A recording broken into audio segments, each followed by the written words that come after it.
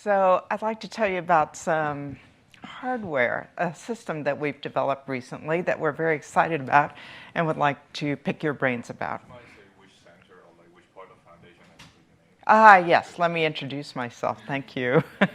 So I'm Andrea Liu. I'm actually on the faculty at the University of Pennsylvania in physics. I'm a soft and living matter physicist, and I'm visiting CCB on sabbatical. So unfortunately, only until the end of June, but because our stay is almost over. But I hope to make contacts today and talk to you about this. So what I have here is a picture of the second generation of our system, and this is developed by our experimental collaborators, Sam Dillevu, postdoc, and Doug Durian, who's also at Penn and is also visiting here on sabbatical, CCB. Okay, so what this is, and in its simplest incarnation, this is a network of variable nonlinear resistors. But the first generation was just a network of linear resistors, okay? So it's a network. You can think of a square lattice, okay? And every edge is a resistor that can tune its resistance. So it's an electrical network. Each resistor can tune its resistance according to a local rule, okay? And what that local rule allows it to do is to give desired voltage outputs at specified nodes, which can be, anywhere where you've specified them, okay, given voltage inputs at other specified nodes, okay? So some of these nodes have voltage inputs. Other nodes will give you voltage outputs, and the local rules allow this system to train itself to give the desired outputs. Okay, these local rules are based on basically what turns out to be a variant of equilibrium propagation. Okay, that my postdoc Naki Stern and I came up with, not knowing about equilibrium propagation. Okay, the idea is, the way we think about this system is that it's somewhere between an artificial neural network that lives on the computer and does global gradient descent of some kind, okay, and the brain, okay, where the neurons update themselves independently based on local rules, okay? So like an artificial neural network, it's very simple. Okay, so it has the potential to be understood how it works. And in fact, our second generation, we can read out the complete electrical state of the system as it's learning. So we can study the process of learning. But like the brain, okay, it is updating based on local rules. It uses very little power. The training power, as far as we can tell, our preliminary calculations suggest that they scale logarithmically with system size. The training time seems to scale as the square root of the number of nodes. Okay, it's very fast. Okay, potentially very low in power. And it's highly scalable. So this is on breadboards. This is just the prototype, second generation. But this is a transistor-based design that can be microfabricated at scale. So now we're developing printed circuit boards so we can get up to 200 edges. And the idea is that this is a design that is straightforward. It just takes money to microfabricate it onto chips. It can potentially microfabricate millions of nodes onto a chip with totally standard technology. So what we have done with the first generation, these are prototypes. So the first generation had 9 nodes and 16 edges. Okay, we could train it to do. It was a linear system. So it's we could do linear classification, so we could do the iris data set, 97% test accuracy, linear regression, okay? as well as giving desired outputs in response to desired inputs. The nonlinear version, we can do nonlinear classification. So for example, to tell which points are inside or outside a circle. So this is a very small system, so the tasks we can do are necessarily limited. And nonlinear regression. With the purely linear system, we figured out how to, this is very new, we can use the linear system, just linear simple resistors, okay? Use that to implement a restricted Boltzmann machine, okay? And we can do nonlinear unsupervised learning of MNIST and reproduce nice images of handwritten digits. So that's very new. And so, you know, the question is, what are cool things that we can do with this? What would be the advantages that you guys can see for having this sort of hardware instead of doing everything on the computer? And, you know, do you have suggestions for where we should go? Yeah. Yeah. At the back. Yeah, can you hear me? I was just wondering, what is can you compare this briefly to like neuromorphic computing using memristors? I'm not sure I can understand what is the advantages here. So the advantages over a lot of neuromorphic computing is that it's very simple to train. It's just voltage inputs. So we know exactly how to train it. So we can just show it examples in the form of voltage inputs. So for example, we classified, you know, with our 16-edge 9-node system, we classified the iris data set, right? So 4 measurements of the iris sorting into 3 species, that plus a ground node. So that gives us that uses up 8 of our 9 nodes.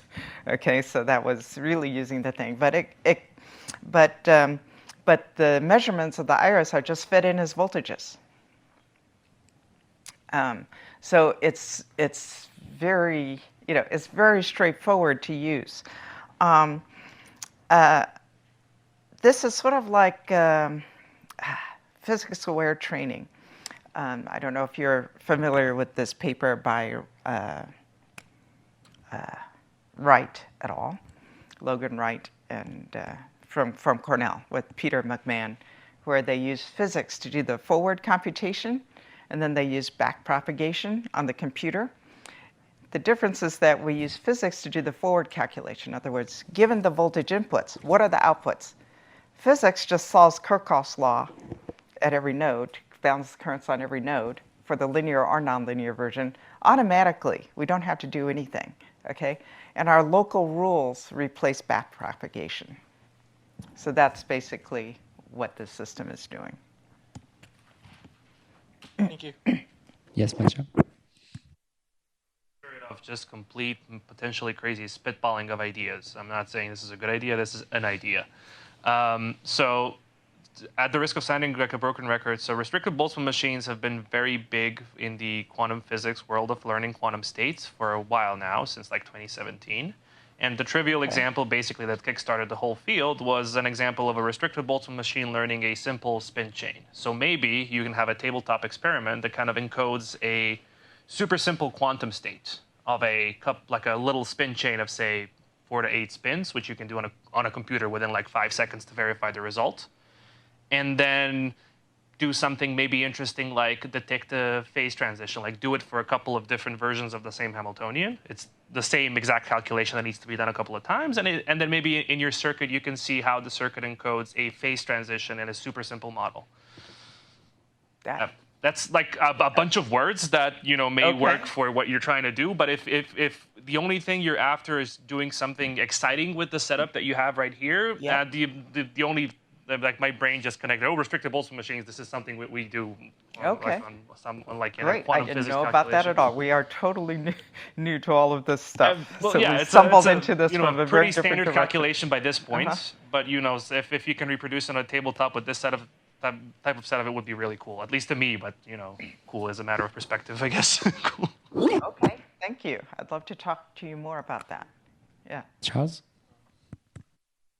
So I don't have a problem to propose, but the one thing that I want to ask about is, so this is a low power, and I think that one problem we have with the ML we're doing today is the carbon footprint.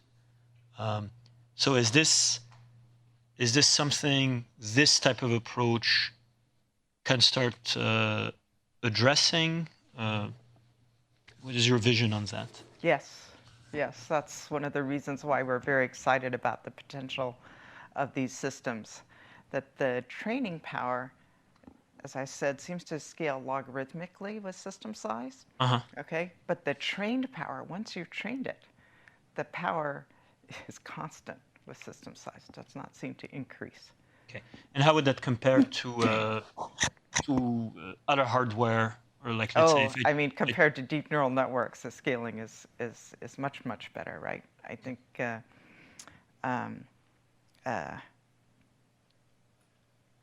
blanking. The training power of a deep neural network is I think linear in system size. Okay. Yeah. Yeah, although for a deep neural network, you can, for example, for inference, you can encode it as a photonic system, and then you have very low power inference. That's right. One thing you can do, probably given that you're doing supervised learning and supervised learning already, is you could try to do sampling, right? Like it's a natural extension to these problems. You could try to run some kind of Monte Carlo Markov chain on the system. Depending on how the rules are configured, you can probably get some interesting sampling behavior from it. Monte Carlo Markov chain. Yeah, yeah. It's kind of the natural continuation of these two problems. Which is a combination of these. It's not like a natural continuation. Like if you think about kind of the hierarchy of like ML, like once you've done supervised learning and unsupervised learning, there's just the full Bayesian sampling, MCMC sampling. I see. Okay. Okay. We'll look into that. Yeah. I have one very naive question from my undergrad in physics. So you have resistors, right? And they emit heat. So if you want to scale that up, you will have many more resistors, right? And you will have much more heat. So you will need to cool it a lot, which will spend a lot of energy, right? No. That's the thing. That the power, it's the power actually does not increase the system size. You do not dissipate more power. Well, the training power increases, but very slowly, logarithmically.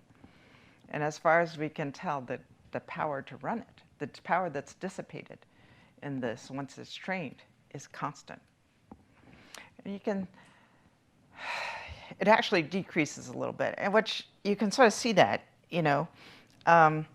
power is roughly V squared over R. If you don't increase the voltages, as the system gets bigger, the resistance actually goes up.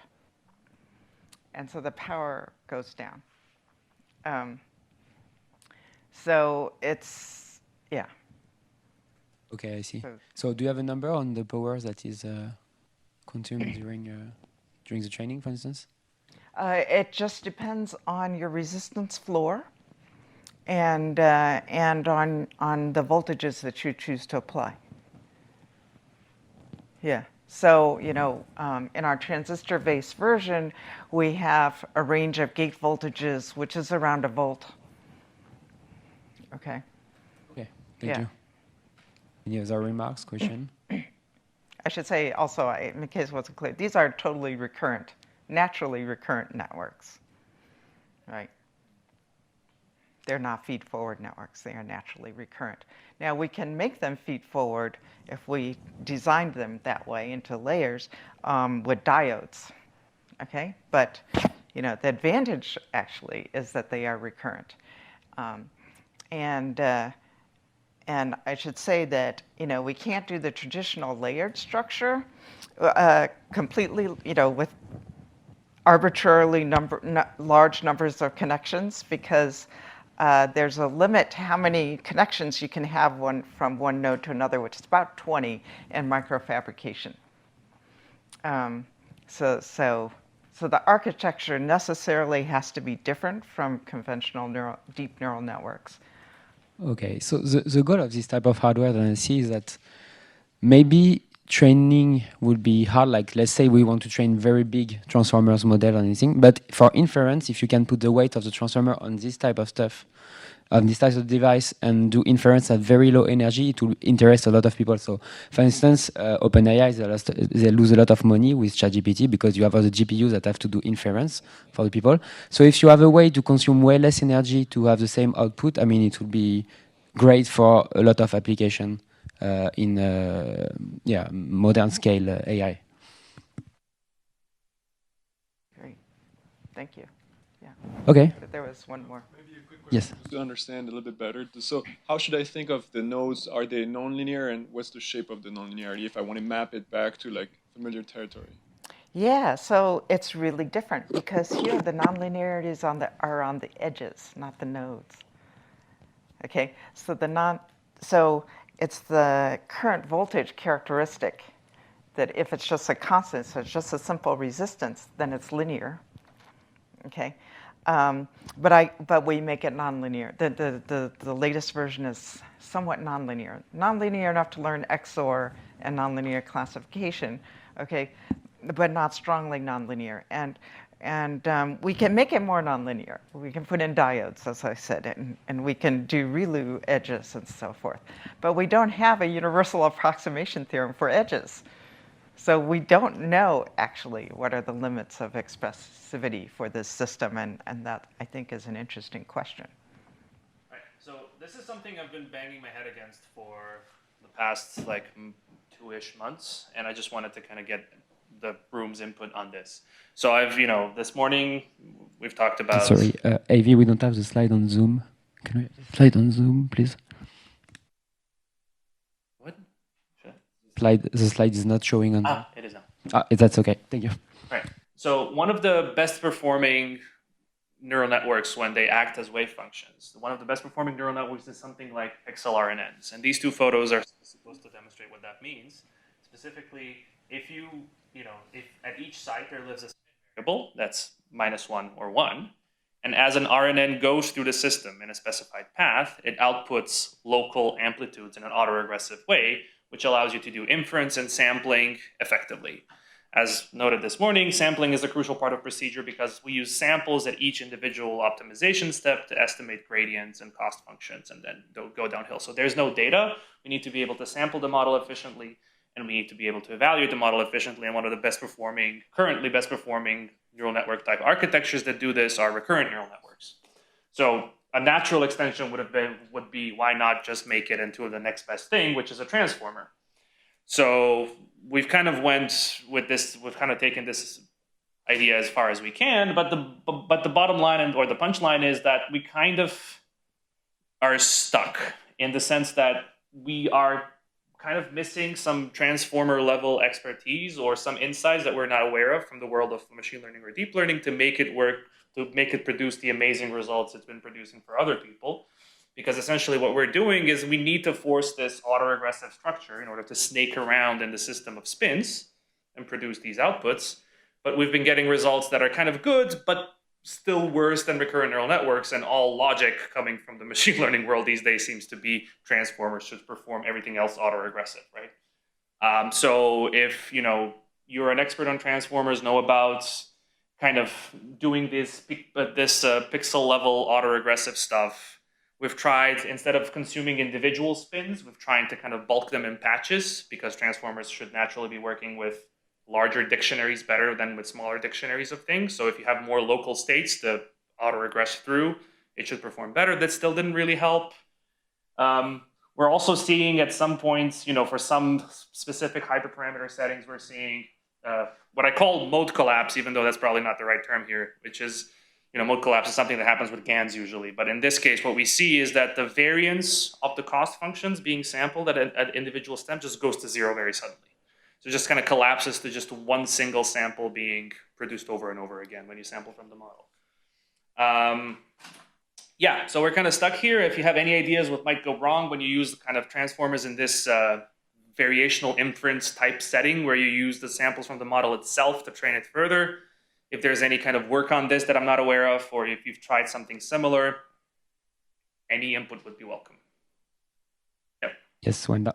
How are you sampling from the transformer? Autoregressively. As in, we give it a start token, you know. Autoregressively according to the probability of the tokens given by the transformer. Yeah. Yeah, so this is typically not how people actually sample from transformers, especially in large language models. The probability distribution is heavily modified, and depending on what you're looking for, sometimes it might be modified towards more peaked, and sometimes it might be modified towards less peaked, and sometimes it might be modified towards suppressing repeats and other characteristics that might be desirable or not. Yeah, so I'm specifically looking for rigorous, so I'm looking for samples from the distribution that the transformer is modeling. So I'm not, stuff like increasing temperature is modifying my distribution in a way that's, mathematically not what I want to do in this case. So the sampling procedure is pretty baked in the sense that the thing that I'm modeling with a transformer is P of, if these guys in sequence are X's, I'm modeling, like at this point, I'm modeling P of X of 2 given 1. Here I'm modeling P of X of 3 given 1 and 2, and so on, right? So I explicitly want to sample from that distribution at temperature 1, no modifications whatsoever, because that's how the algorithm works. Well, it means that there's different searches that you can kind of do. Like if you look at like a language transformer, like the default one that if you just go to Hugging Face and download like greedy search, and actually you see it will collapse as in repetition very quickly. If you say I am, it was like I am a boy, it does that. Yeah. So there are different pattern of searches that we can point you to, That, yeah, that'd be useful. I'd like beam search and all that. Sorry, maybe I'm. Yeah. Okay. Any other question, remarks? Yeah. So one other question I just want to throw out there, if anyone has an idea, which is, as I also noted earlier, what we're trying to represent here is a quantum wave function, which is a complex number. Transformers are built to predict probability distributions or conditional probability distributions at each site. Is there a natural way to predict also a phase from minus pi to pi at the end? So right now what I'm doing is that as I autoregress through the system, at the very end, I predict one additional hidden state, and from that hidden state, there's a little network that predicts an additional phase that kind of latches on to the probability distribution itself. That seems to be, performing the least badly. So, but yeah. So if there's a more natural way of building, like baking phases into this architecture, that'll be also nice to think about. Do you want local phase or global phase?